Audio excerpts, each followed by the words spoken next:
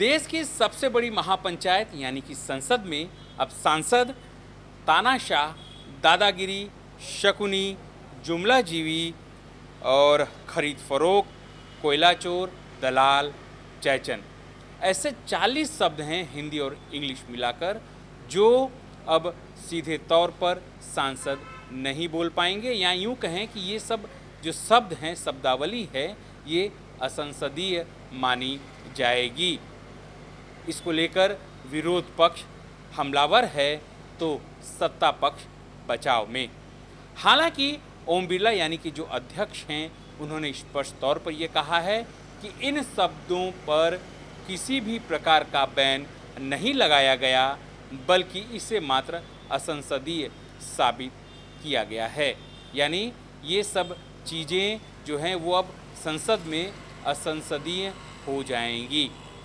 विरोध पक्ष का सीधे तौर पर यह आरोप है कि जो आरोप वो सरकार पर लगाते हैं, सत्ता पक्ष पर लगाते हैं, मोदी सरकार पर लगाते हैं, उन्हीं शब्दों को टारगेट किया गया है कि जिससे विपक्ष की आवाज़ है वो शब्दों के माध्यम से दबाई जा सके। हालांकि विपक्ष यानी कि आम आदमी पार्टी ने इस शब्दावली का तोड़ भी निकाल लिया गया है। इसकी एक पर्यायवाची निकाल ली गई है। एक पत्रकार मित्र ने इसमें हम लोगों का सहयोग किया है। तो तानाशाही अगर नहीं बोल सकते तो मोदी शाही बोल देंगे, दादागिरी नहीं बोल सकते तो मोदी शाहगिरी बोल देंगे, जुमला जीवी नहीं बोल सकते तो जुमला मोदी जीवी बोल देंगे, जयचंद नहीं बोल सकते तो जयचंद बोल देंगे, शकुनी नहीं बोल सकते तो अपशकुनी बोल देंगे, खून की खेती नहीं बोल सकते तो खेती का खून बोल देंगे, बहरी सरकार नहीं बोल सकते तो कानी सरकार बोल देंगे, खरीद फरोख्त नहीं बोल सकते तो सरकार बनाओ सरकार गिराओ बोल देंगे, काला सत्र नहीं बोल सकते तो दिवाला सत्र बोल देंगे, दलाल नहीं बोल सकते तो दल्लाल बोल देंगे, बाल बुद्धि नहीं बोल सकते तो नन्ह बुद्धि बोल देंगे, चंडाल चौकड़ी नहीं बोल सकते तो हम दो हमारे दो बोल देंगे, विनाश पुरुष नहीं बोल सकते तो खंडहर पुरुष बोल देंगे, स्नूप गेट नहीं बोल सकते तो मोदी शाह वाली जासूसी बोल देंगे, चिलम लेना नहीं बोल सकते तो दम मारो दम बोल देंगे, कोयला चोर नहीं बोल सकते तो कोयला खोर बोल देंगे, चरस पीते हैं नहीं बोल सकते तो चरस पीते हैं बोल देंगे, घड़ियालू आंसू नहीं बोल सकते तो योगी वाले आंसू बोल देंगे, ड्रामा नहीं बोल सकते तो ड्रामेबाज बोल देंगे। तो तरीका तो निकल जाएगा।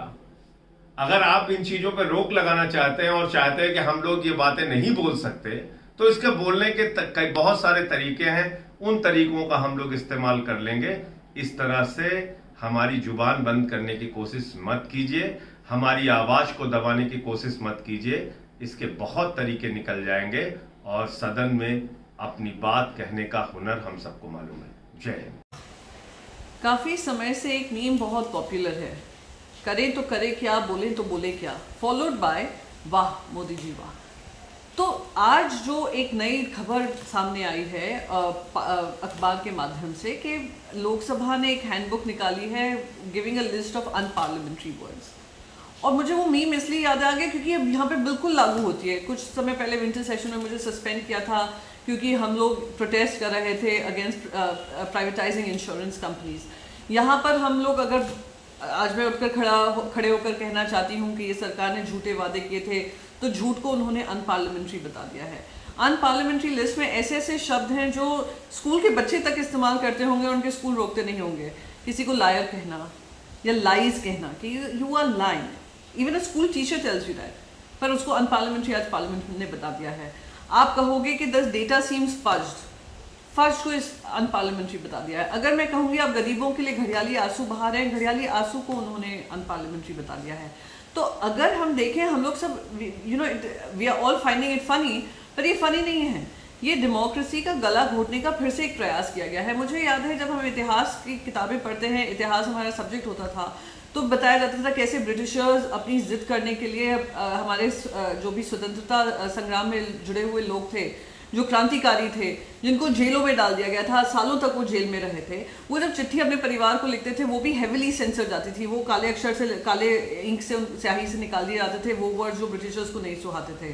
फिर इमरजेंसी की बार एग्जाम्पल भारतीय जनता पार्टी देता है, कहते हैं किस तरीके से रेडियो पे पाबंदी लगाई, मीडिया पे पाबंदी लगाई, प्रिंट पे पाबंदी लगाई, वर्ड्स को ब्लैकआउट कर देते थे।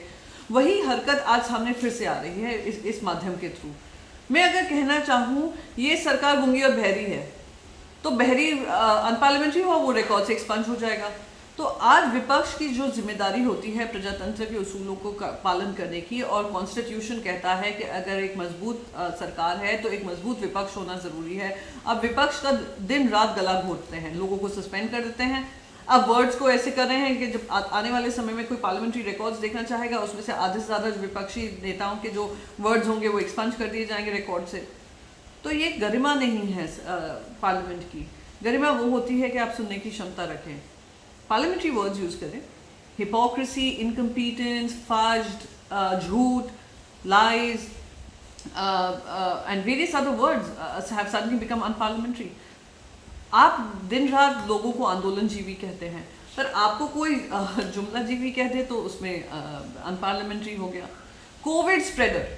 कोविड स्प्रेडर की तो इतनी बात की थी जब महाराष्ट्र में महाविकास अघाड़ी सरकार थी, उद्धव बाला साहेब ठाकरे जी के ऊपर पार्लियामेंट के अंदर से अटैक होते थे, पर उसको आज अनपार्लियामेंट्री कर दिया। फिर आप कहें लॉलीपॉप भी अनपार्लियामेंट्री है। प्रधानमंत्री की ढेरों स्पीचेस आपको मिलेंगी जहाँ पे उन्होंने बात की है। करप्ट, आपने तो पूरा अपना 2014 का जो कैंपेन था करप्ट वर्ड पे किया था, अब वो अनपार्लियामेंट्री हो गया। तो आप समझ सकते हैं कि कैसे इसको पूरा गला घोटने का काम है, पार्लियामेंट में एक विवाद खड़ा करने का काम है कि आप संवाद नहीं करेंगे, आप राय मशवरा नहीं लेंगे, आप सीधा इस तरीके की बुकलेट निकालेंगे जिससे विवाद ही हो। ये दुर्भाग्यपूर्ण है। शायद मैं उम्मीद करती हूँ सरकार इस पर फिर से ध्यान देगी, पार्लियामेंट के जो कर्ता धर्ता हैं वो लोग इस पर ध्यान देंगे और इसको वापस लेंगे, वरना हम सभी would be guilty of using words which are unparliamentary. देखिए, जहाँ तक असंसदीय शब्दों की सूची का विषय है, जिस प्रकार से एक भ्रम की राजनीति विपक्ष हिंदुस्तान में कर रहा है, ये आज हम सब ने देखा है।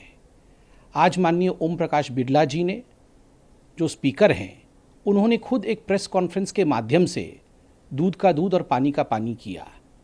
बड़े स्पष्ट शब्दों में माननीय बिड़ला जी ने कहा कि ये कोई प्रतिबंध नहीं लगाया गया है, किसी भी शब्द को बैन नहीं किया गया है, मात्र वो संकलन है जिन शब्दों को पहले एक्सपंज किया गया था या जिन शब्दों को हटाया गया था विधानसभा में या लोकसभा में। और ये प्रक्रिया अनेकों वर्षों से 1954 से चला आ रहा है और 2010 के बाद ये सालाना प्रक्रिया है। मुझे आश्चर्य होता है कि हर विषय में इसी प्रकार देश में एक भ्रम की स्थिति उत्पन्न करके एक अशांत वातावरण बनाने का प्रयास जो विपक्ष और खास करके कांग्रेस पार्टी करती है, आज हम सब देख रहे हैं। हर कोई चाहता है कि आज संसद के अंदर एक गरिमामय डिस्कशन हो। मोदी जी जिस प्रकार विकास को आगे बढ़ा रहे हैं, ये हम सबके लिए गर्व का विषय है। देश में हर कोई चाहता है कि गरिमा के साथ कोई भी तर्क वितर्क हो, वो गरिमा के साथ हो, मगर भ्रम की स्थिति यह होना उचित नहीं है। एक डर का माहौल क्रिएट करना जो विपक्ष कर रही है, ये बिल्कुल उचित नहीं है। हम सबको माननीय बिड़ला जी को आज सुनना चाहिए और कांग्रेस को माफ़ी मांगनी चाहिए कि वो जिस प्रकार बरगला रही थी देश को, आज कहीं न कहीं। संजय सिंह की बात करें तो सुनिए, उन्होंने एक लिस्ट भी जारी किया है और कहा भी है कि वो अब किस तरह से बोलेंगे या किन शब्दों का प्रयोग करेंगे। कापता नहीं। तो सुना आपने कि संजय सिंह क्या कह रहे थे। इसी तौर पर शिवसेना की जो सांसद हैं उन्होंने भी विरोध व्यक्त किया है। तो संबित पात्रा जो बीजेपी के प्रखर प्रवक्ता हैं वो बचाव भी कर रहे हैं। हालांकि जो संसदीय प्रणाली है हर साल वो ऐसे नए शब्दों को हटाती है, जोड़ती है और ख़ास कर जो सांसद हैं वो सही शब्दों का चयन करें, अच्छे शब्दों का प्रयोग करें, इसलिए वह एक नियमावली या एक पुस्तिका बनाई जाती है। हालांकि विरोध पक्ष विरोध के शुरू में हैं और 18 तारीख से यानी 18 जुलाई से जब संसद शुरू होगा तो कई सारे ऐसे मुद्दे होंगे, चाहे वो महंगाई का मुद्दा हो या बढ़ती पेट्रोल और डीजल के दामों का या फिर गेहूं, आटे और इस सब पर जीएसटी लगाने का। इसके अलावा भी राज्यों के अपने खुद के मुद्दे हैं और प्रेसिडेंट का जो इलेक्शन वो भी है। हालांकि कई सारी चीज़ें होनी हैं, लेकिन फ़िलहाल तो चर्चा में यही है कि बहुत सारे शब्द जो मोदी सरकार के लिए विपक्ष बोलता था उसे अब असंसदीय बता दिया गया है। आपको ये हमारा कार्यक्रम कैसा लगा जरूर से हमें बताइएगा, हमारे कमेंट बॉक्स में कमेंट करिएगा। उसके अलावा हमारे यूट्यूब चैनल को आप सब्सक्राइब करिए, लाइक करिए, बेल आइकन दबाइए और शेयर करिए। अगर आप हमें फेसबुक के माध्यम से देख रहे हैं तो ज़रूर से आप हमें लाइक करिए